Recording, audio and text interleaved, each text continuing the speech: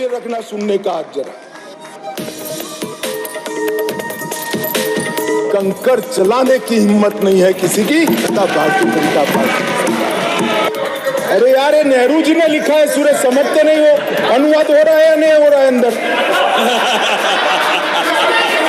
बीच में टोका टोकी करना ना आपकी उम्र के लिए अच्छा है, ना आपकी सीनियोरिटी के लिए अच्छा है। ऐसा मत करो यार।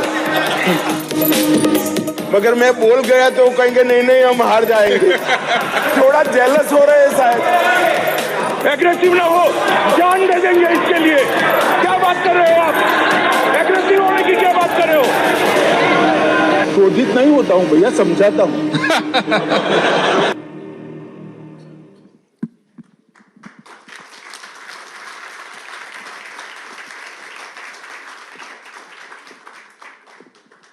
विधानसभा चुनावों के नतीजे आने से पहले भी गृह मंत्री अमित शाह की छवि एक चुनावी चाणक्य की थी, लेकिन हिंदी पट्टी के 3 राज्यों में भारतीय जनता पार्टी की बड़ी जीत के बाद इनकी छवि अब एक चुनावी जादूगर जैसी बन रही है, जो कि हारे हुए मैच को भी जिता सकता है और विपक्ष का जीता हुआ मैच भी उनके हाथों से खींच सकता है।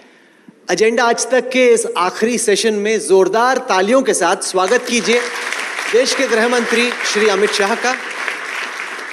भारतीय जनता पार्टी की बड़ी जीत के बाद यह अमित शाह जी का पहला इंटरव्यू है। बहुत बहुत स्वागत है आपका अमित भाई। सबसे पहले आप हमारे दर्शकों को ये बताएं कि क्या आपको ये लगता है कि सेमीफाइनल जीतने के बाद फाइनल का रास्ता पहले से अब ज्यादा आसान हो गया है? देखिए, फाइनल का रास्ता पहले से आसान ही था, आसान ही है, और निश्चित रूप से प्रधानमंत्री जी अभी से ज्यादा बहुमत के साथ भारतीय जनता पार्टी को विजयी बनाकर तीसरी बार देश के प्रधानमंत्री बनने का। ये जब 5 राज्यों के चुनाव शुरू हुए तब कई जगह पर मैंने कहा था कि गत चुनाव के अंदर 2018 में इसी समय पर 5 राज्यों में चुनाव हुए थे, भारतीय जनता पार्टी एक लाइन से 5 चुनाव हार गई थी। और उस वक्त सिर्फ आपका चैनल नहीं, सभी पत्रकारों का आकलन था कि हमारे लिए 19 का रास्ता बड़ा कठिन हो गया है। 14 से 19 में हमारी सीटें ज्यादा आई। राहुल जी, आपने एक शब्द प्रयोग जादूगर का किया। कोई जादू वादू नहीं है। भारतीय राजनीति ने मोदी जी जैसा दूरदृष्टिपूर्ण और इतना अथाह परिश्रम करने वाला ना राजनीतिक नेता देखा है, ना प्रधानमंत्री देखा है, ना पार्टी का लीडर देखा है। मोदी जी ने राजनीतिक नेता के रूप में राजनीति के अंदर लोकतांत्रिक मूल्य और शुचिता को प्रस्थापित करने के लिए 10 साल के अंदर बहुत प्रयास किए। जाति की राजनीति हो, परिवारवाद हो या तुष्टीकरण हो, तीनों के खिलाफ बोले बगैर अपने काम से एक सकारात्मक एजेंडा सेट कर कर देश की राजनीति को पॉलिटिक्स ऑफ परफॉर्मेंस की दिशा में ले जाने का काम नरेंद्र मोदी जी ने किया है। देश के प्रधानमंत्री के नाते 2014 में देश के पूरे युवा 12-13 में मैं दिल्ली में रहता था, मुझे याद है, घोर निराशा व्याप्त थी। आज हम यहां पर खड़े हैं 2024 की शुरुआत में, और देश का युवा अमृत काल में प्रवेश कर 2037-47 में भारत को सर्वोच्च स्थान पर पहुंचाने के नए आत्मविश्वास के साथ आगे बढ़ रहा है। तो बहुत बड़ा कंट्रीब्यूशन है। और पार्टी के नेता के नाते प्रधानमंत्री जी ने प्रधानमंत्री रहते हुए, पार्टी का कोई दायित्व न होते हुए, बूथ अध्यक्ष से लेकर राष्ट्रीय अध्यक्ष को अपने परिश्रम से और अपने मार्गदर्शन से हमेशा प्रेरित किया और कैडर को जस की तस रखा। कैडर में नया जोम पड़ा, पीढ़ी परिवर्तन भी उनके नेतृत्व में हुआ और पार्टी अपने उच्चतम सफलता के शिखरों पर जब थी, इससे भी कई गुना आगे लेकर आगे के लक्ष्य तय कर रही है। शायद ही किसी नेता में ये तीनों प्रकार के कॉम्बिनेशन देखने को मिले हैं कि जो युगदृष्टा भी हो, अथाह परिश्रमी भी हो और सार्वजनिक सुचिता को ऊंचाइयों पर ले जाने वाला नेता हो। मैं मानता हूं कि न केवल भारत, दुनिया भर की डेमोक्रेसी के इतिहास में ये तीनों क्षेत्र के अंदर बरोबर 10 साल तक अपने आप को पीछे रखकर, देश को आगे रखकर, अपने आप को पीछे रखकर, पार्टी को आगे रखकर, अपने आप को पीछे रखकर, सिद्धांतों को आगे रखकर अगर किसी ने इस प्रकार से नेतृत्व किया है तो ऐसा उदाहरण मिलना बहुत असंभव है। आप जो हमेशा ढूंढते रहते हो, कभी मेरा चश्मा लेकर ढूंढ लो तो मालूम पड़ जाएगा जीत का एकमात्र कारण है नरेंद्र मोदी, नरेंद्र मोदी और नरेंद्र मोदी। विधानसभा चुनाव के नतीजे आने से पहले जो पोल आ रहे थे, बीजेपी के इंटरनल सर्वेस भी आ रहे थे साल के बीच में, वो बीजेपी को कांग्रेस से पीछे दिखा रहे थे, खासतौर से मध्य प्रदेश में, कुछ हद तक छत्तीसगढ़ में भी। अभी कांग्रेस भी सर खरोच रही, वो भी समझ रही कि उनको तो लग रहा था कि हम जीत ही चुके हैं। वो नहीं समझ पाएंगे, आप चिंता मत करो। क्या किया आपने कि उनको अभी तक नहीं समझ में आ रहा कि हारे कैसे और आप जीते कैसे? क्योंकि उन बार बार कांग्रेस के वरिष्ठ नेता बोल रहे हमारा वोट बैंक जस के तस है। देखिए, ऐसा है कि नरेंद्र मोदी जी ने 10 साल में लगभग 13 करोड़ लोगों को गरीबी रेखा से ऊपर लाने का काम किया है। 60 करोड़ लोगों को नरेंद्र मोदी जी ने बेसिक सुविधाएं प्रदान कर दी हैं। चाहे घर के अंदर शौचालय हो, नया घर ही देना हो, बिजली पहुंचानी हो, गैस का सिलेंडर देना हो, मुफ्त अनाज देना हो, 5 लाख तक की स्वास्थ्य की सारी सुविधाएं देनी हो, आधार कार्ड देना हो, उसको बैंक अकाउंट देना हो और सारी सरकारी सुविधाओं को ऑनलाइन ट्रांसफर करना हो। ये सारा जो किया है, इसके सबसे ज्यादा बेनिफिट पाने वाले जो राज्य है वो ये 3 राज्य हैं, क्योंकि इन्हीं 3 राज्यों को बीमारू राज्य माना जाता था। बीमारू राज्य का जो कंसेप्ट किसी व्यक्ति ने बनाया था, उसमें बिहार, उत्तर प्रदेश, राजस्थान और मध्य प्रदेश था, और यही 3 राज्य थे जो बीमारू माने जाते थे। आज वहां पर डेवलपमेंट दिखाई पड़ता है और लोग ढेर सारी सुविधाओं में किसी के साथ अपने जीवन को बसर कर रहे हैं और आगे का सपना लेकर अपने परिवार को आगे बढ़ाने के लिए काम करें। मैं मानता हूं कि इसका हमारी जीत का बहुत बड़ा कारण ये जो हमारे लाभार्थियों की नई फौज मोदी जी ने खड़ी की है। और मोदी जी कहते हैं कि देश में एक ही जाति है, वो गरीब की जाति है। और ये जो नया कंसेप्ट है गवर्नेंस का, इसने भारतीय जनता पार्टी को बहुत बड़ा फायदा पहुंचाया है। और संगठन में भी ये 3 राज्य हमारे सबसे पुराने और अच्छे संगठनों में से एक हो, ऐसे 3 राज्य एक से बढ़कर एक हो। तो मोदी जी की लोकप्रियता ने जो बड़ा नया वोट बैंक खड़ा किया था, उसको समेटने में हमारा संगठन सफल रहा है। सर, आप कहते हैं कि एक ही जाति है गरीबी, मोदी जी कहते हैं केवल 4 जातियों की वो चिंता करते हैं, उसके अलावा उनको और किसी चीज़ की फिक्र नहीं। लेकिन भारतीय जनता पार्टी जब मुख्यमंत्री तय करती है तो छत्तीसगढ़ में दलित उठाती है, मध्य प्रदेश में ओबीसी उठाती है, राजस्थान में आपने एक ब्राह्मण को मौका दिया। तो आप भी तो ये पूरी सोशल इंजीनियरिंग कह रहे हैं। मतलब एक तरफ आप कहते हैं कि जातियों की अहमियत नहीं, 4 ही जातियाँ हैं, लेकिन आप तय करते हैं जाति के आधार पर भी। देखिए, आप इतने बड़े बड़े शब्द प्रयोग मत करिए, सोशल इंजीनियरिंग ये वो। अब ये देश की राजनीति ऐसे नहीं चलती है। 130 करोड़ लोगों का एक गुलदस्ता है। भारतीय जनता पार्टी जब इतने सारे राज्यों में शासन कर रही है तो समाज के हर हिस्सों को अपना प्रतिनिधि दिखाई पड़ना चाहिए। इस तरह से भारतीय जनता पार्टी ने अपना संगठन भी बनाना चाहिए और चुने हुए प्रतिनिधियों के रिप्रेजेंटेटिव और नेता भी इसी तरह से तय करने चाहिए। मैं नहीं मानता ये किसी प्रकार का अपीसमेंट है, ये जन भावनाओं को एड्रेस करने का लोकतांत्रिक तरीका है। सर, तीनों राज्यों में भारतीय जनता पार्टी के पास कद्दावर पूर्व मुख्यमंत्री या वर्तमान मुख्यमंत्री थे। आपने फिर भी पीढ़ी बदलकर नए नेताओं को मौका दिया।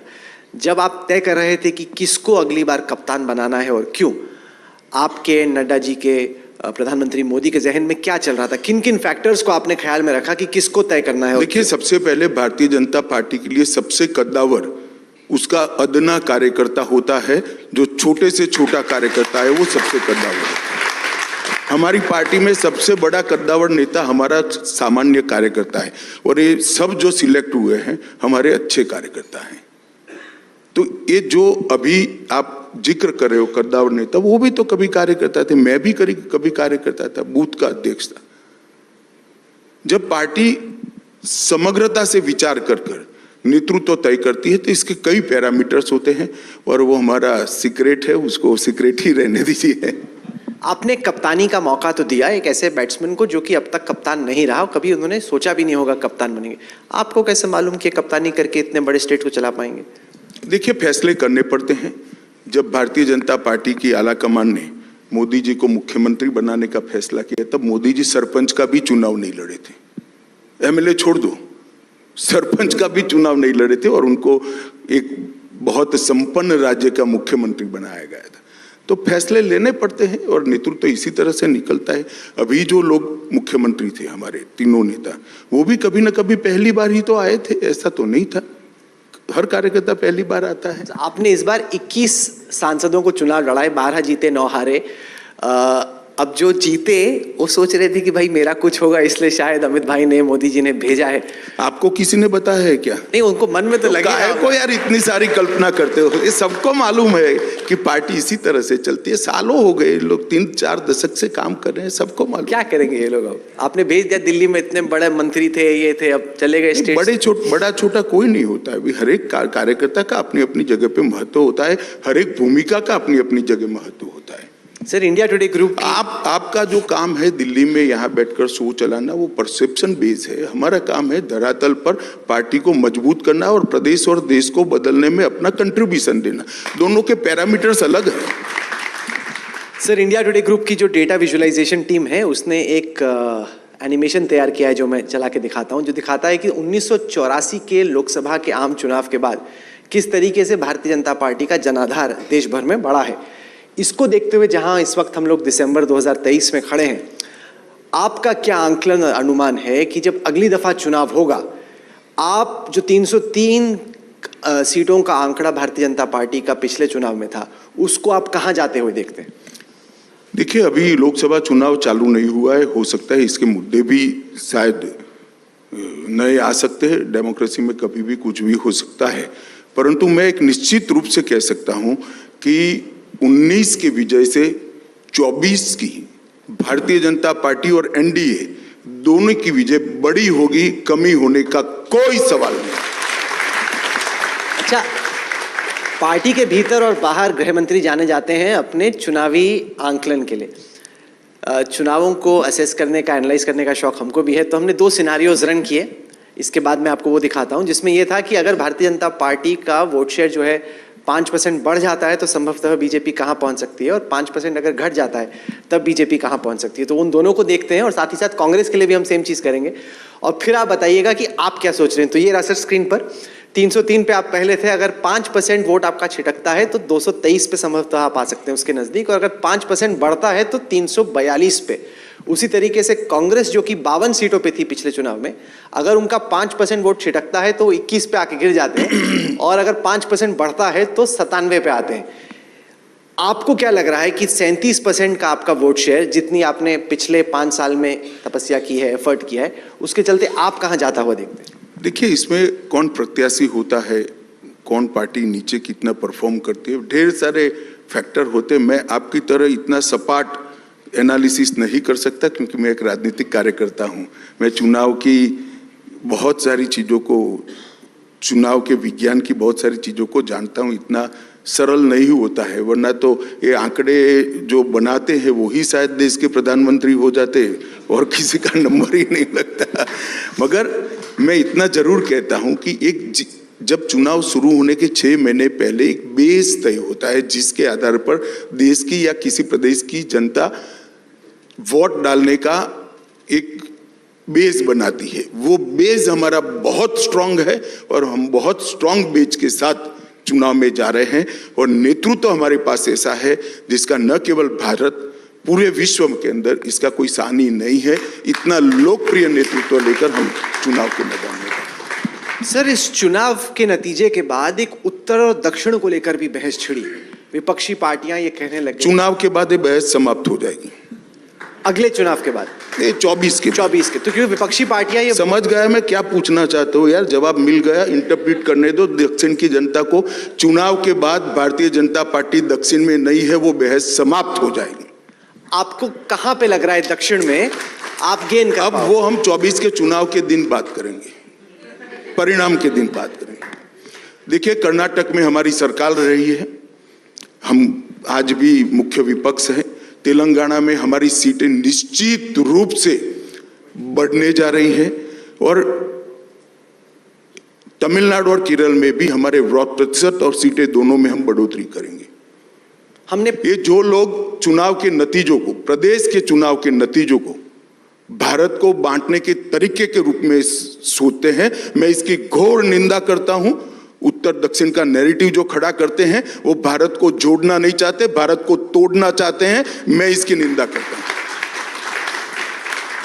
हमने 5 ऐसे राज्य आइडेंटिफाई किए क्योंकि ज्यादातर जो राज्य हैं जहां पे आपकी कांग्रेस से टक्कर है वहां पे स्थिति अलग है। लेकिन बिहार जहां आप 17 सीटें लड़े थे, 17 जीते थे, कर्नाटक जहां 28 में से आप 25 जीते, महाराष्ट्र जहां समीकरण अब बहुत बदल चुके हैं, 48 में से आप 23 निकाले, पश्चिम बंगाल 42 में से 18 आपने निकाली थी। देखिए, ये सारी चीजें राजनीतिक परिवर्तनों के कारण ये आंकड़े जनरेट हुए हैं। बिहार एनडीए लड़ा था और हमारी स्थिति अच्छी थी। कर्नाटक में हम अच्छे ही थे।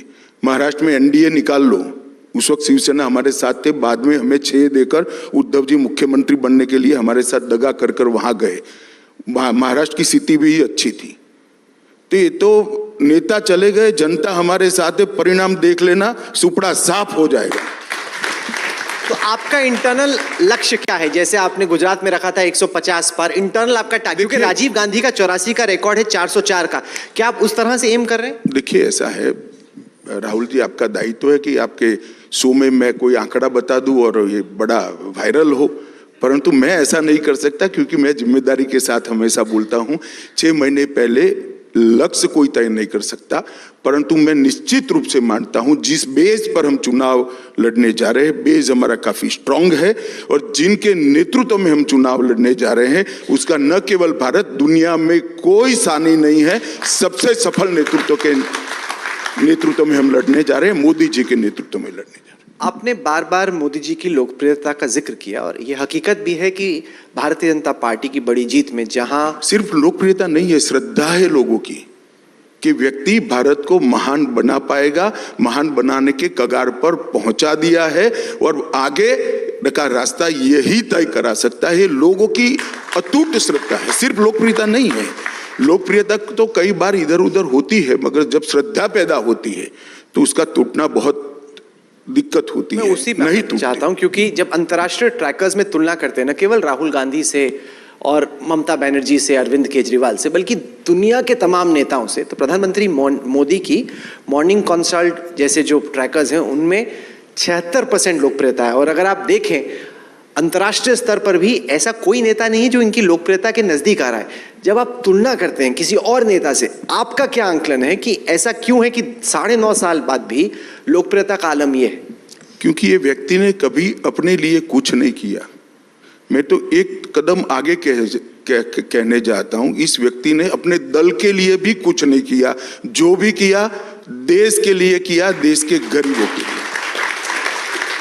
क्योंकि मैंने तो देखा है जब कठोर फैसले लिए जाते थे, मेरी पार्टी के कार्यकर्ता भी कहते थे हमारी वोट बैंक हर्ट होती है, परंतु देश के अंदर परिवर्तन के लिए जब ये फैसले जरूरी होते हैं, मोदी जी ने पार्टी की वोट बैंक की भी चिंता नहीं की, देश की जनता को सामने रखकर कठोर फैसले लिए और इसका परिणाम है कि हर पैरामीटर्स में आज भारत सबसे आगे है। एक जो आपने कहा कि कठोर फैसला लेना पड़ता है, उनमें से एक था कि फ्रीबीज हम नहीं देंगे, कि विपक्षी पार्टियां जो हैं बहुत फ्रीबी देती हैं, हम फ्रीबी के खिलाफ हैं।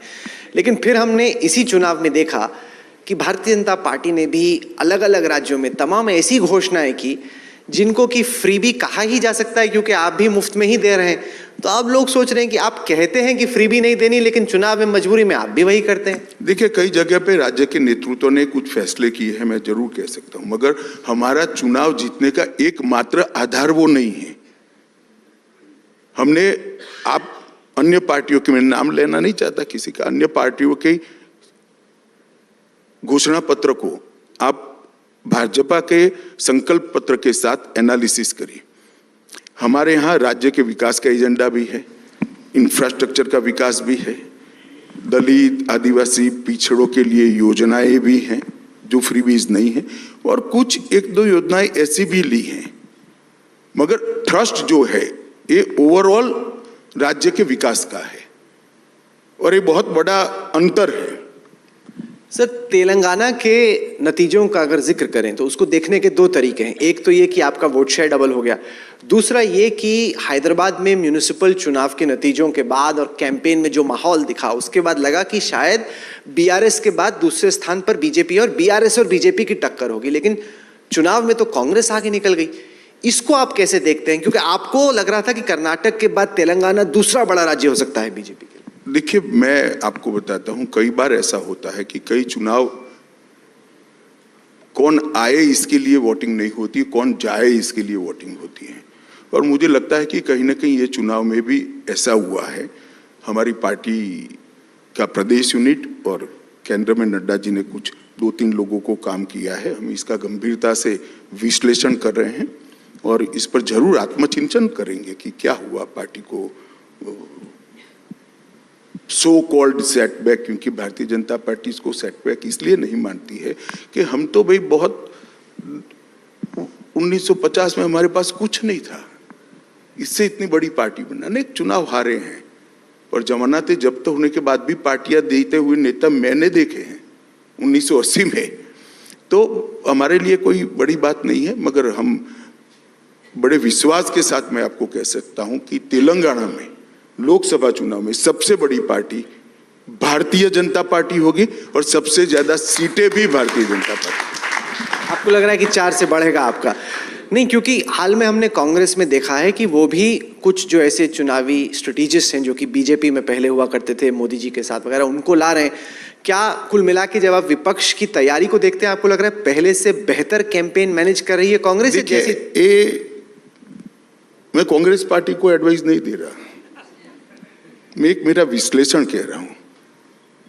जो कैंपेन मैनेजर होते हैं वो पार्टी का लोड कम करने के लिए होते हैं, चुनाव जिताने के लिए नहीं होते हैं। चुनाव तो नेतृत्व का, जनता का नेतृत्व पर कितना भरोसा है और कौन कार्यकर्ता कितनी शिद्दत से काम करता है वो ही जिता सकता है। अब स्थिति कोई कुछ पार्टियों की ऐसी हो गई है कि कैंपेन मैनेजर के अलावा और कोई चारा ही नहीं है, नेतृत्व विश्वास खो बैठा है, कैडर तितर बितर हो गई है, तो उनके लिए तो कैंपेन मैनेजर ही नैया पार कराने का एक। भारतीय जनता पार्टी में ऐसा नहीं है। हमारे प्रदेश का नेतृत्व और विशेष कर मोदी जी का नेतृत्व किसी भी चुनाव की नैया पार कराने के लिए कैपेबल है, और हमारा संगठन चुस्त दुरुस्त है, मैदान में खड़ा रहता है, बूथ से लेकर प्रदेश तक हर मोर्चे की लड़ाई हम बखूबी लड़ते हैं, तय रणनीति के तहत लड़ते हैं और परिणाम भी आते हैं। सर, आप देश के गृह मंत्री हैं। संसद भवन में पार्लियामेंट अटैक की बरसी पर एक बार फिर से एक ऐसा वाकया हुआ जिसको लेकर देश में लोग सोच रहे हैं कि अरे नहीं, पार्लियामेंट की बिल्डिंग में ये आखिरकार क्या हुआ। सबने उन तस्वीरों को देखा। देश के गृह मंत्री के तौर पे आपको अब तक क्या पता चला है कि ये कौन लोग हैं, कैसे आए, क्यों आए और क्यों ये चूक हुई? देखिए, ये बड़ा गंभीर मसला है और लोकसभा अध्यक्ष जी ने इसका गंभीर संज्ञान लिया है। विपक्ष इस पर राजनीति कर रहा है। मैं ऐसा नहीं कह रहा कि इसमें कहीं ना कहीं कोई चूक नहीं हुई, चूक निश्चित हुई, तभी तो घटना हुई है, परंतु इस पर राजनीति करे। सबको मालूम है कि पार्लियामेंट सिक्योरिटी लोकसभा अध्यक्ष के तहत रहती है। अध्यक्ष जी ने भारत सरकार के गृह मंत्रालय को एक पत्र लिखा है, हमने एक कमेटी बनाई है, देश के सीनियर मोस्ट डीजीपी में से एक डीजीपी के नेतृत्व में एक कमेटी बनी है और उसमें ढेर सारी एजेंसियों के सदस्य भी है। कुछ ही दिनों में इसकी रिपोर्ट अध्यक्ष जी के पास जाएगी और मुझे लगता है अध्यक्ष जी ही इसको प्रकाशित करे, ज़्यादा उचित है। ऐसी जितनी भी घटनाएं हुई, करीब करीब 40 घटनाएं हुई, जिसमें पर्चा डालने से लेकर, नारा लगाने से लेकर, पिस्तौल लेकर अंदर आ जाना, सदन के अंदर कूद जाना, ये तक की घटनाएं हुई। और हर बार लोकसभा अध्यक्ष ने ही इसका संज्ञान लिया है और अध्यक्ष जी ने एक कमेटी बनाकर इसकी जांच करी है। हमने एफआईआर भी रजिस्टर कर दिया है, जांच की कमेटी भी बन रही है। मुझे लगता है 15-20 दिन में वो लोग अपनी रिपोर्ट लोकसभा स्पीकर साहब को सौंप देंगे। मगर मैं इतना सुनिश्चित करता हूं, क्योंकि उन्होंने जो कमेटी का परव्यू बनाया है, घटना की भी जांच करने के लिए कमेटी को काम सौंपा है, और लोकसभा की सुरक्षा को आगे कैसे चुस्त दुरुस्त किया जाए वो भी काम सौंपा है। और दोनों काम ये कमेटी बहुत अच्छे से करेगी। मैं देश की जनता को विश्वास दिलाना चाहता हूं कि एकदम चुस्त दुरुस्त सुरक्षा व्यवस्था आगे पर हो, इसका हम ध्यान रखेंगे। कई बार सुरक्षा में सैंध लगाने वाले नए नए तरीके लेकर लूफोल्स ढूंढते रहते हैं। लूफोल्स होना नहीं चाहिए, वो आइडियल चीज है, मगर अब वो ढूंढाई है तो इसको फिल करने का हमारा जिम्मेदारी है।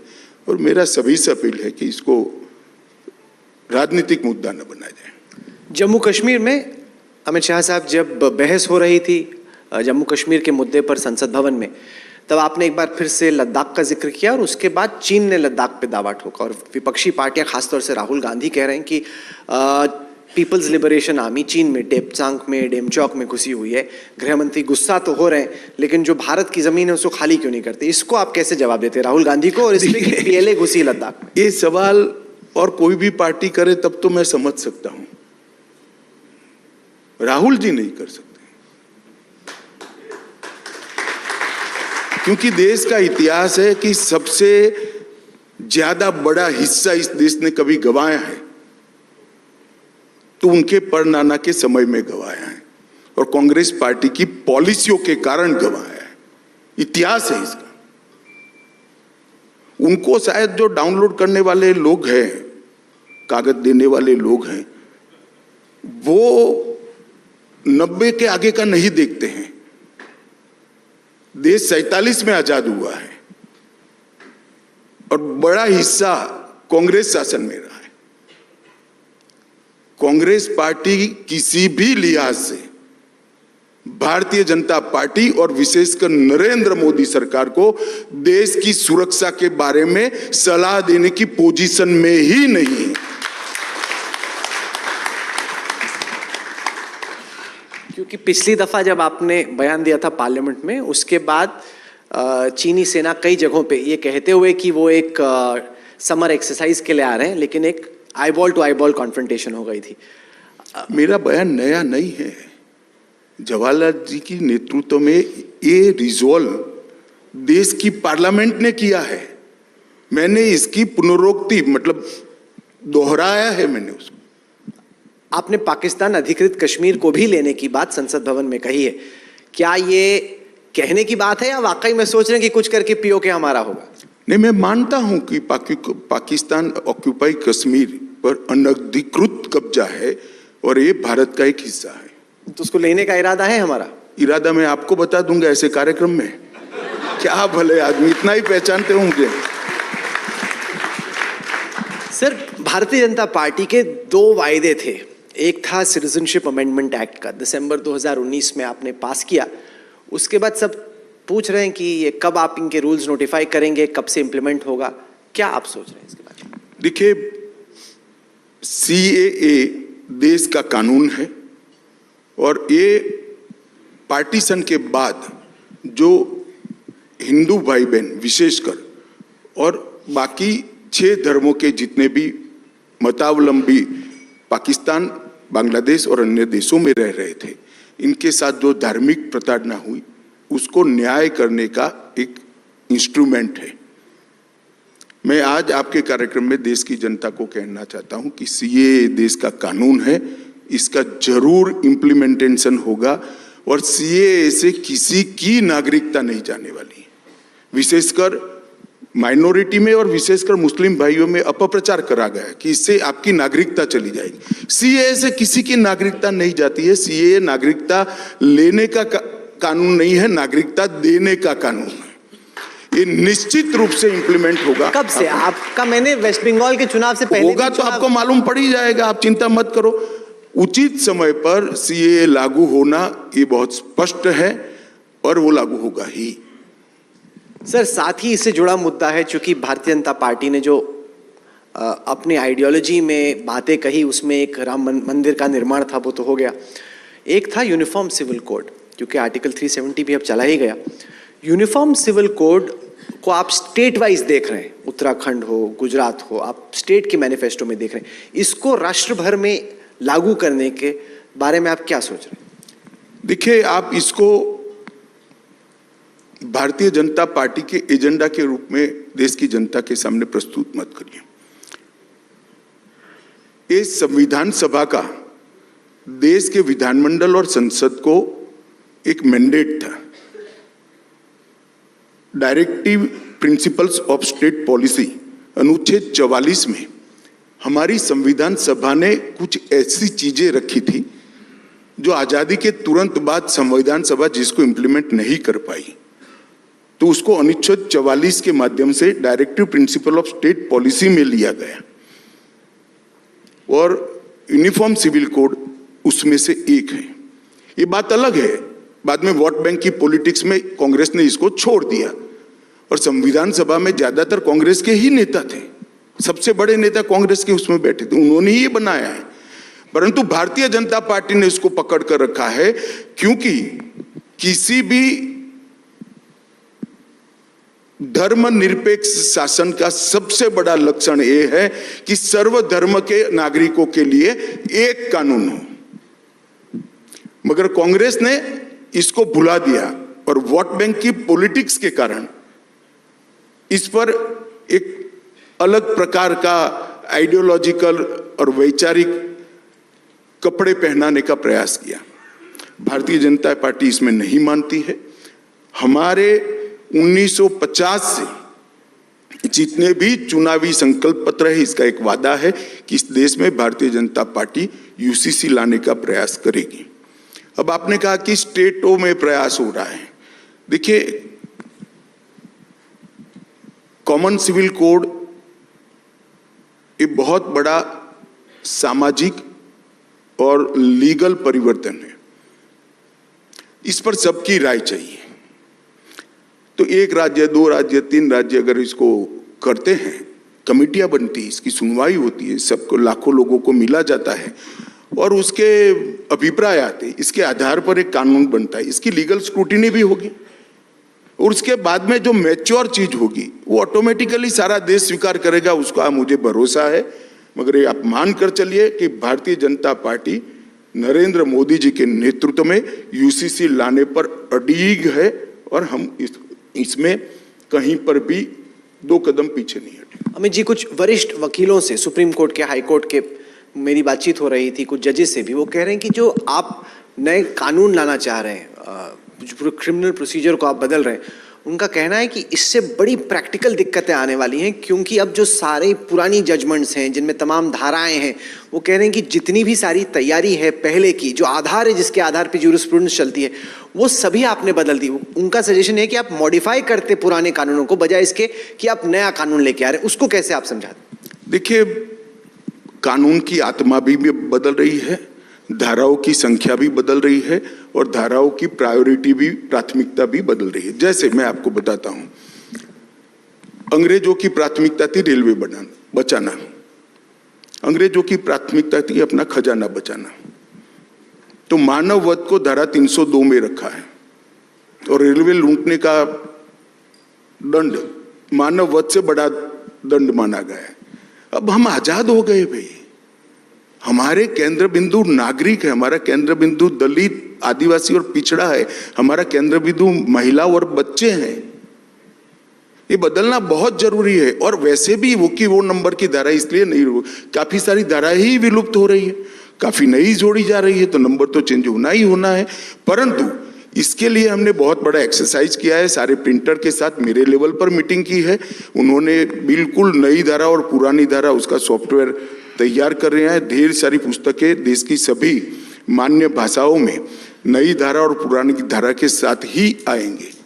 तो शुरुआत में थोड़ी दिक्कत होगी, मैं सभी अपने एडवोकेट्स को विनंती करना चाहता हूं कि भाई थोड़ा मेहनत करना पड़ेगा, हम भी करते हैं, आप भी करिए और आप भी करिए। उनको फिर पढ़ाई करनी पड़ेगी। जो स्पिरिट से हम इस कानून को ला रहे हैं, और मैं इतना विश्वास के साथ कह रहा हूं राहुल जी कि ये कानून आने के बाद इसमें कुछ परिवर्तनों के लिए समय दिया गया है, जैसे ऑनलाइन कोर्टों को करना, पुलिस स्टेशन ऑनलाइन हो चुके इसके साथ कनेक्ट करना, एफएसएल को इसके साथ कनेक्ट करना, जेल को इसके साथ कनेक्ट करना, एफएसएल को कंपलसरी करना। एक सब होने के बाद किसी भी प्रकार के क्रिमिनल केस में 1 साल के अंदर न्याय देने का हमारा जो स्वप्न है वो 10 साल के अंदर पूरा हो जाएगा। ये मैं देश की जनता को विश्वास देता हूं। ये बहुत बड़ा मोदी जी का एक इनिशिएटिव है जो आने वाले 100 साल तक न्यायिक दंड प्रक्रिया को, क्रिमिनल जस्टिस सिस्टम को एक नई दिशा देने वाला है और हम एक नए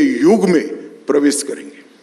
सर, कनाडा में खालिस्तानी अलगाववादी थे हरदीप सिंह निज्जर। कनाडा के प्रधानमंत्री जस्टिन ट्रूडो ये आरोप लगा रहे हैं कि भारत की सरकार ने, हमारे तंत्र ने उनकी हत्या करवा दी। नहीं, इसको विदेश विभाग ने सिरे से नकारा है भाई, नकारा है। और ये भी कहा है कि वो वहां क्या कर रहे थे, जो वांटेड है हमारे कानून में, वो वहां क्या कर रहे थे, इसका जवाब देना है। हमने तो कोई हत्या बत्या में भारत की पॉलिसी ही नहीं, परंतु वो वहां क्या कर रहे थे इसका जवाब भी तो जरूरी है कि जो भारत के कानूनों में वांटेड थे, गंभीर प्रकार के गुनाह, टेररिज्म में लिप्त गुनाहों में, तो वो वहां क्या कर रहे थे। पर सर, जैसे गुरपतवंत पन्नू है, वो कहता है कि एयर इंडिया की फ्लाइट में उड़ा दूंगा। अमेरिका जैसा देश उसको बचा रहा है, बजाय इसके कि उसके खिलाफ कोई कार्रवाई हो। अगर कोई बोले कि मैं अमेरिकन एयरलाइंस की फ्लाइट को उड़ा दूं। भैया, इतने सारे राजनयिक आए थे, किसी को पूछ ही लेते, तुम मुझे क्यों पूछ रहे हो। भारत ने तो अपना ऑब्जेक्शन कई बार रजिस्टर करा है, मगर ये डिप्लोमेटिक मामले है, डिप्लोमेटिक तरीके से भारत अपना पक्ष रख ही रहा है। कैसा नहीं होना चाहिए ना, हम हमारी भूमि पर होने देंगे किसी भी देश के खिलाफ इस प्रकार के षड्यंत्र, ना आप होने दो, हमारी मदद करो। पर ये जो हत्याएं हो रही हैं, आप कह रहे हैं कि उसका भारत की सरकार या तंत्र से कोई लेना देना नहीं। जी सर, पिछले 2-3 महीने से वो इंडिया अलायंस वाले थोड़े से बिजी थे, कांग्रेस क्योंकि चुनाव लड़ रही थी। अब वो कह रहे हैं कि 19 को उनकी बैठक है। अगर जो इंडिया अलायंस की सोच है कि 400 सीटों पे 1-on-1 BJP versus India alliance अगर होता भाई है। राहुल, एक बात बताओ, मैं तो नहीं समझ पाता, थोड़ा असमर्थ हूं। इंडिया अलायंस है कहां, बताओ तो। वो तो मैं आपको पूछता हूं, एक एक राज्य, कश्मीर पहले से एक अलायंस बना हुआ है, इससे क्या ऐड होगा। पंजाब में हो नहीं रहा है, हिमाचल में भारत और भाजपा और पंजाब में वो होप करेंगे हो जाएगा। नहीं हो रहा है ना अभी। हिमाचल भाजपा कांग्रेस सीधी फाइट है, दिल्ली में हो नहीं रहा है, हरियाणा सीधी फाइट है, फिर आगे चले जाओ, राजस्थान, मध्य प्रदेश, छत्तीसगढ़ सीधी फाइट है, गुजरात सीधी फाइट है, महाराष्ट्र में पहले से हो रखा है, बिहार में पहले से हो रखा है, बंगाल में हो नहीं रहा है, उड़ीसा में हो नहीं रहा है, नॉर्थ ईस्ट में हो नहीं रहा है, तेलंगाना में हो नहीं रहा है, आंध्र प्रदेश में हो नहीं रहा है, तमिलनाडु में पहले से बना हुआ है, केरल में हो नहीं रहा है। तुम इंडिया अलायंस कहां देख रहे हो। आपके आज तक के स्क्रीन के अलावे कहीं इंडिया अलायंस नहीं है भाई। मुझे बताओ ना, आप जरा एक्सप्लेन कर सकते हो तो बताओ कि कहां पर इंडिया अलायंस। जैसे आज राघव चड्ढा और आतिशी यहीं पे आए हुए थे दोपहर में, वो कह रहे थे कि दिल्ली में, पंजाब में उन्हें उम्मीद है। कल अखिलेश यादव आए थे, उनको उम्मीद है कि कांग्रेस और सपा और आरएलडी मिलकर उत्तर प्रदेश, तो वो तो अपनी तरफ से कुछ कुछ कोशिश कर ही रहे उसका मिस कैरेज हो गया मध्य प्रदेश में। कोशिश तो कर रहे हैं मगर हो नहीं पा रहा है। नहीं, क्योंकि 3 ही दिन में आमने सामने गाली बोलने लगे। सर्वे वाले का ये वोट, इसका कोई वोट किसी का नहीं होता है, कोई पार्टी की वोट पर मलकियत नहीं होती है।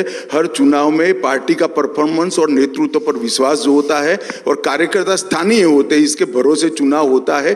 कोई वोट पर किसी की मालिकी नहीं है। और मैं दूसरी बात आपको कहना चाहता हूं, इस देश की जनता ने ढेर सारे अलायंस देखे। मैं आपको बताता हूं, राजनीतिक स्वार्थ के कारण चुनाव के वक्त आइडियोलॉजिकल समानता के बगैर कोई अलायंस करता है तो देश की जनता बहुत परिपक्व है, इसके स्वार्थों को पहचानती है और ऐसा नेतृत्व सिलेक्ट करेगी जो भारत को 2047 में संपूर्ण विकसित राज्य बना सके, एक महासत्ता बना सके, ऐसे नेतृत्व को पसंद करेगी। और वो नेतृत्व नरेंद्र मोदी जी है और वो party Bharatiya Janata party. Sir, आपने कहा कि नॉर्थ साउथ का कोई मसला नहीं है, लेकिन दक्षिण के राज्यों में एक बड़ा सवाल है डीलिमिटेशन को लेके कि 2026 के बाद कभी ना कभी आपको डीलिमिटेशन करना पड़ेगा।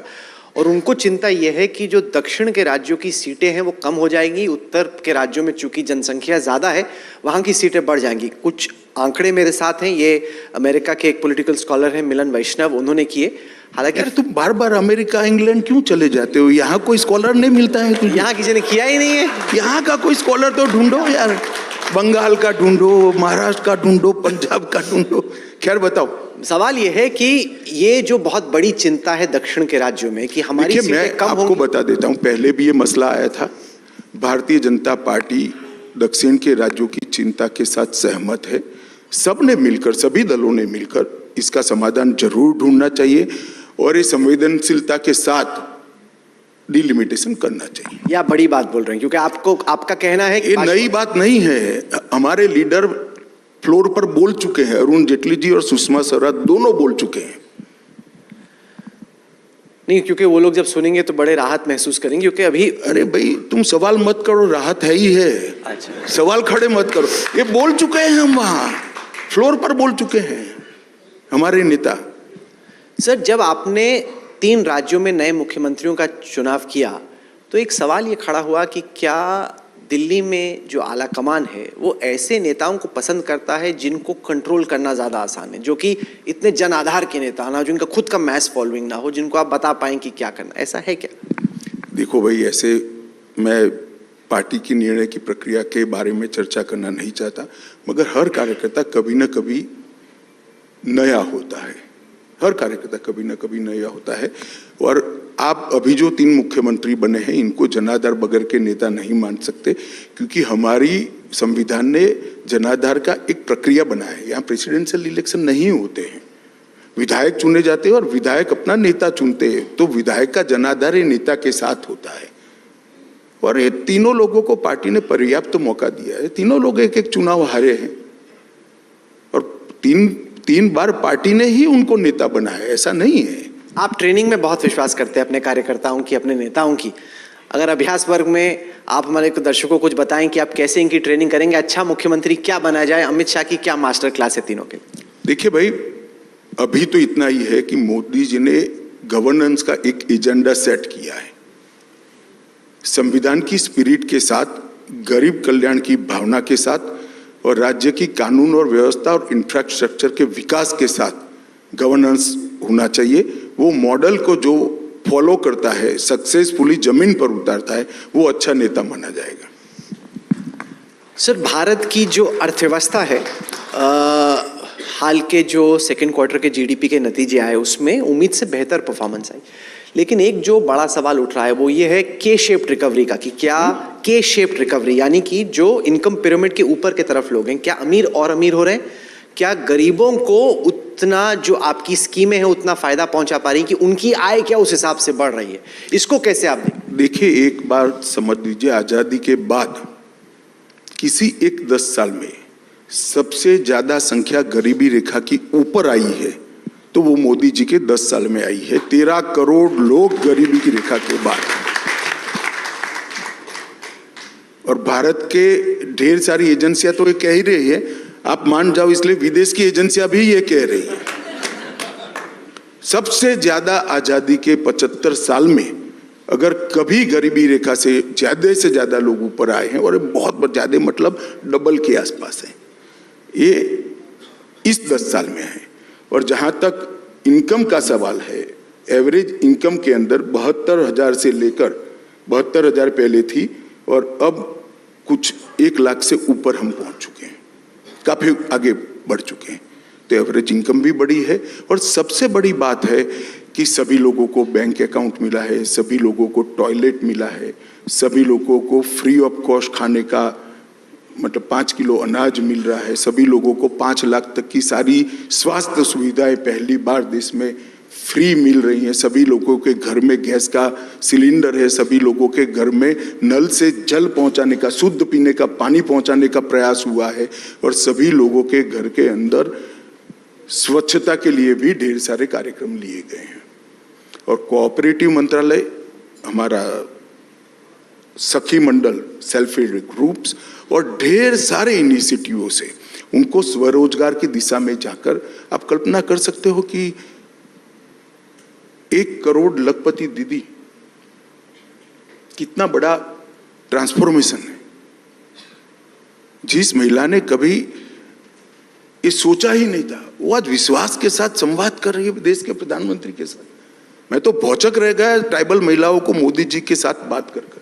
मैं तो जमीन में घूमने वाला कार्य करता हूं, मगर मैं भी इतना महसूस नहीं कर पाया था कि इतना बड़ा ट्रांसफॉर्मेशन हुआ है। जिस विश्वास के साथ मोदी जी के साथ वो बात करी थी ट्राइबल महिलाएं, मैं भौचक रह गया। आपने महिलाओं को एक वोट बैंक बना दिया है। पहले वो जैसे परिवार में बाकी वोट पड़ता है वैसे देते थे, अब ज्यादा कई सारी महिलाएं अपने हिसाब से सोच के वोट डाल रही हैं। ये बड़ा फर्क पाते हैं बीते चुनावों में और हाल के चुनाव। वोट बैंक ढूंढते रहो। मोदी जी ने इस देश को हर क्षेत्र के अंदर आगे बढ़ाया। अंतरिक्ष में भी मोदी जी ने आगे बढ़ाया। हम चंद्रमा पर पहुंच गए, शिव शक्ति पॉइंट बन गया। हमारा तिरंगा चंद्रमा पर पहुंचाने का काम हो गया। ढेर सारे स्टार्टअप बने, 300 स्टार्टअप थे, 1 लाख बने। यूनिकॉर्न स्टार्टअप में भी हम तीसरे नंबर पर आ गए। युवाओं के लिए ढेर सारे दुनिया भर के कोर्सेस हुए। PLI स्कीम के माध्यम से आत्मनिर्भर भारत बन रहा है, उत्पादन का केंद्र विश्व में भारत बन रहा है। इकोनॉमी के सारे पैरामीटर्स अंतिम 20 साल में सबसे ज्यादा अच्छे हैं तो आज है। शेयर बाजार के सभी सूचकांक, सभी रिकॉर्ड, अपने ही समय के रिकॉर्ड खुद फिर से तोड़ रहे हैं। गरीब कल्याण की हर योजना हुई है। इरिगेशन का रकबा बढ़ा है। इंफ्रास्ट्रक्चर में पहली बार 10 लाख करोड़ से ज्यादा खर्च किसी बजट में हुआ है तो नरेंद्र मोदी सरकार में हुआ है, और इंफ्रास्ट्रक्चर आगे बढ़ा है। R&D को बढ़ावा मिल रहा है। डिफेंस अभेद बनाया गया है। देश की सीमाओं की सुरक्षा को न केवल मजबूत करा गया, अंतिम गांव को पहला गांव बनाने का नया कंसेप्ट नरेंद्र मोदी जी लाए हैं। स्वास्थ्य सुविधाओं को कभी भी इतने प्रायोरिटी के साथ नहीं लिया गया था। वेलनेस सेंटर बने हैं, योगा, खेलो इंडिया, एक सीरीज से नागरिक के स्वास्थ्य को तवज्जो देने का काम नरेंद्र मोदी सरकार ने किया है। कुपोषण के खिलाफ इतनी ज्यादा लड़ाई कभी नहीं लड़ी गई थी जितनी नरेंद्र मोदी सरकार ने लड़ी है। तुम कहां दूरबीन देखकर वोट बैंक, ये सारा हमारा ही वोट बैंक है, क्योंकि मोदी जी के समय में हुआ है। वोट बैंक शब्द से मोदी जी ने देश की पॉलिटिक्स को बाहर ला दिया है। पॉलिटिक्स ऑफ परफॉर्मेंस को, पॉलिटिक्स डेवलपमेंट की पॉलिटिक्स को वो मेन थ्रस्ट के अंदर लिया है, और वही एजेंडा बनेगा अगला। ना जाति होगा, ना प्रांतवाद होगा, ना एपिसमेंट तो सवाल ही नहीं है, ना परिवारवाद होगा। आपको पूर्व प्रधानमंत्री पंडित जवाहरलाल नेहरू ज्यादा पसंद नहीं है, लेकिन हकीकत नहीं, ऐसा नहीं है। अच्छा, ये ऐसा स्टेटमेंट में देखिए, मेरे लाइकिंग डिसलाइकिंग पर्सनल होते हैं। मैं जब भी बात करता हूं पॉलिसियों की और एक्शन की बात करता हूं। आप इसको इंटरप्रिटेशन, मैं दूसरा सवाल पूछा था। आप खड़गे जी की तरह मत करो ना। अच्छा, मेरा सवाल ये था, मैं नेहरू जी के बारे में जितना भी कुछ विगत दिनों में बोला हूं, इनके कामों के बारे में मेरी टिप्पणियां हैं जो अब ऐतिहासिक सत्य में परिवर्तित हो चुकी है, और उनकी पॉलिसियों के बारे में, और वो मेरा अधिकार है। एक राजनीतिक विश्लेषक के रूप में मेरा अधिकार है, मैं जरूर बोलूंगा, क्यों ना बोलूं।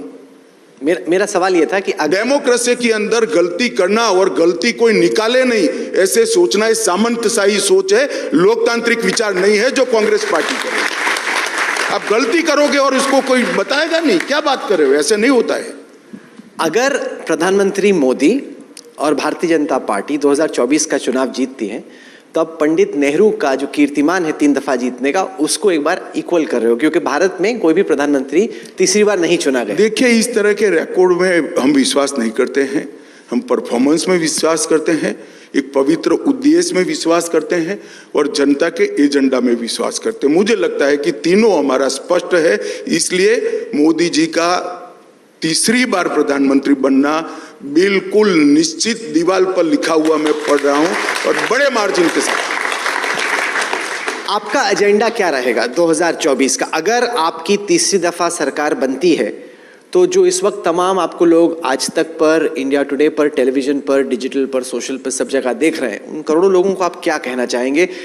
सरकार का एजेंडा क्या रहेगा? देखिए, हमारा एजेंडा बहुत स्पष्ट है। मोदी जी ने अमृत काल की शुरुआत कर दी है।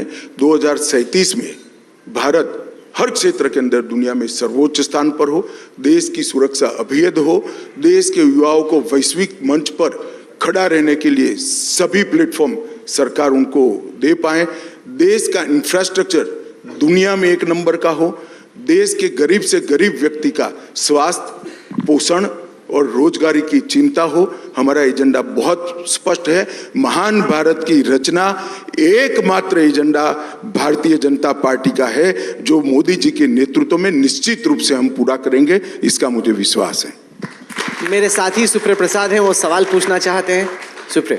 अमित भाई, आपने इतनी सारी बता दी, लेकिन क्या ऐसा कुछ है जो 9 साल में आप नहीं कर पाए हो, जो लगता है कि ये करना रह गया, माने कुछ चूक गया है, और जिसके लिए आप प्रॉमिस करें कि 24 के बाद आप वो करेंगे? ऐसा कुछ आपके एजेंडा में? देखिए, राजनीतिक विश्लेषक जब मोदी जी आए तब जो सोचा था कि मोदी जी क्या कर पाएंगे, उसके अनेक गुना करा है। जहां तक देश के विकास का सवाल है, देश के स्टेटस बढ़ाने का सवाल है, हम तो कभी संतोष नहीं प्राप्त करेंगे, क्योंकि ये भूख इतनी बड़ी है हमारी पार्टी की कि वो कभी पूरी नहीं हो सकती। अनंत प्रयास करते रहेंगे। नहीं, जैसे पिछली बार आपने आते ही 370 खत्म कर दिया था, तो क्या इस बार 5 अगस्त 2024 को भी कुछ उम्मीद करें आपसे कि जब आप आएंगे तो कुछ ऐसा करेंगे? चलिए, आपको बता दूंगा, ऐसी उम्मीद मत करिए। देश के हित में जो है वो सब कुछ करेंगे। सर, जब चुनाव के नतीजे आए उसके बाद आपको थोड़ा सा रिलैक्स करने का टाइम लगा, या एकदम आप फौरन काम पे लग गए? और जब चुनाव के नतीजे आ रहे थे, क्या उस टाइम पर आपको टेंशन थी कि कुछ निकल सकता है हाथ से? क्या कुछ ऐसा हुआ चुनाव के नतीजे आते आते जिसकी आपको खुद भी ऐसा नहीं होता है? देखिए, हम लोग तो वर्षों से चुनाव के अंदर एक बूथ के कार्यकर्ता से काम करते करते यहाँ तक पहुंचे। हार जीत जनता तय करती है, और ये जनता का जो भी प्रसाद हो, अच्छा हो बुरा हो, ग्रहण करना और आगे और मजबूती के साथ जाना। जीत मिले तो हंकारी मत होना, हार मिले तो निराश नहीं होना, ये भारतीय जनता पार्टी का मूल सिद्धांत है। सब भारत की क्रिकेट टीम वर्ल्ड कप में बहुत अच्छा खेल रही थी, 10 मैच एक के बाद एक जीते, फाइनल में जाके ऑस्ट्रेलिया से हार गए। 24 के आम चुनाव से पहले आपकी सबसे बड़ी नंबर 1 चिंता क्या है? मैं चिंता का तो कोई कारण नहीं देख रहा। मेरा मन का इच्छा है कि मीडिया हमें समझ ले, बस एक बार हमारे काम को अच्छे से इंटरप्रेट करे, इतना एक चिंता है। बाकी कोई चिंता मुझे नहीं दिखाई पड़ती। आपसे हमारी मुलाकात अहमदाबाद में नरेंद्र मोदी स्टेडियम में जब इंडिया पाकिस्तान का मैच चल रहा था तब हुई थी। और सबको मैं बताना चाहूँगा कि अमित शाह साहब क्रिकेट न केवल काफ़ी फॉलो करते हैं, पर उन्होंने बताया कि खेलते भी थे। आपने बताया कि आप ऑफ स्पिनर थे और बैटिंग भी किया करते थे। आपको स्ट्रैटेजी का भी शौक है। अगर जब आप उस फाइनल को देखते हैं इंडिया और ऑस्ट्रेलिया के, तो उसकी स्ट्रैटेजी में आपके हिसाब से कहाँ चूक रही? क्या हम देखिए, बाहर रहकर इसकी मीमांसा नहीं करनी चाहिए। जो खेल के मैदान में है, ये करोड़ों अपने फैंस के दबाव में भी खेलते हैं, फाइनल होता है, बहुत बड़ी बात होती है। और क्रिकेट एक ऐसा खेल है जिसमें हमेशा भाग्य भी साथ देता है खिलाड़ियों को, और बहुत अच्छा खेली है हमारी टीम में, इतना ही कहना चाहूँगा। हार जीत होती रहती है, स्पिरिट के साथ रहना चाहिए, स्पिरिट के साथ इसको लेना चाहिए। और मेरी बहुत शुभकामना है भारतीय टीम को कि आप बहुत अच्छा खेले हो और पूरे देश को आपके क्रिकेट पर नाज है, आगे बढ़ते रहिए। थोड़ा आप बताएंगे प्लीज हमें अपने ऑफ स्पिनर दिन के बारे में? चलिए, हो गया भाई, पर्सनल कुछ इसमें होता नहीं। इन्होंने बताया था काफी शौक है इनको। चलो छोड़िए भाई, अच्छा। पर्सनल चीज सार्वजनिक करने के लिए। चलिए, गृह मंत्री अमित शाह साहब, आप आए, आपने एक तरीके से आत्मविश्वास जताया। 2024 के चुनाव पर आपने कहा कि ले तो देश की जनता तय करेगी कि होना क्या है, लेकिन कई दफा आपने ही कहा है कि आपको लगता है कि कभी भी कार्यकर्ता को ये टेकन फॉर ग्रांटेड नहीं लेना चाहिए कि हम जीत ही रहे हैं, कि ऐसा ना हो अगर सभी लोग मान लें कि हम जीत रहे हैं, तो आपको लगता है कि थोड़ा आलस आने का एक खतरा है? नहीं, जरा भी नहीं लेना है। ना हम टेकन फॉर ग्रांटेड ले रहे हैं, हमें सीटें बढ़ानी है भाई। भारतीय जनता पार्टी को और अनछुए क्षेत्रों में पहुंचाना है, वहां भाजपा का झंडा फहराना है, कैसे टेकन फॉर ग्रांटेड लेंगे? Question does not arise. हम और परिश्रम करेंगे, कठोर परिश्रम करेंगे और बड़ी विजय प्राप्त करेंगे मोदी जी के नेतृत्व में। तो कौन सा वो एक राज्य है जिसपे आपकी खुद, जिस तरीके से आप छत्तीसगढ़, मैं तो भाजपा, आपका पर्सनल इंटरेस्ट किस में है? एक राज्य जहां आप मेरा पर्सनल इंटरेस्ट कोई नहीं है। भारतीय जनता पार्टी देश के सारे राज्यों में एक मुख्य राजनीतिक दल बने, ये हमारा उद्देश्य है। और मैं चाहता हूं कि मेरी आइडियोलॉजी के साथ देश के हर कोने के राज्य, हर कोने के राज्य की जनता जुड़े और विशेषकर युवा जुड़े और 2047 के मोदी जी के महान भारत के स्वप्न के साथ जुड़कर 2047 में देश के जो नागरिक होंगे वो पूरी दुनिया में गौरव के साथ खड़े रहें, जिसके लिए हमारे हजारों लाखों लोगों ने अपना जीवन कुर्बान कर दिया देश को आज़ादी के लिए। इसके स्वप्न हम पूरे करने में सफल हो, यही हमारा प्रयास है और मोदी जी का नेतृत्व भी इसी दिशा में जा रहा है, इसका मुझे बहुत संतोष है। गृह मंत्री अमित शाह साहब, आप एजेंडा आज तक के कार्यक्रम में आए, आपने तमाम बातें हमारे दर्शकों के सामने, यहाँ बैठे तमाम लोगों के सामने रखी, इसके लिए आपका बहुत बहुत शुक्रिया। जोरदार तालियां अमित शाह साहब के लिए, बहुत बहुत शुक्रिया।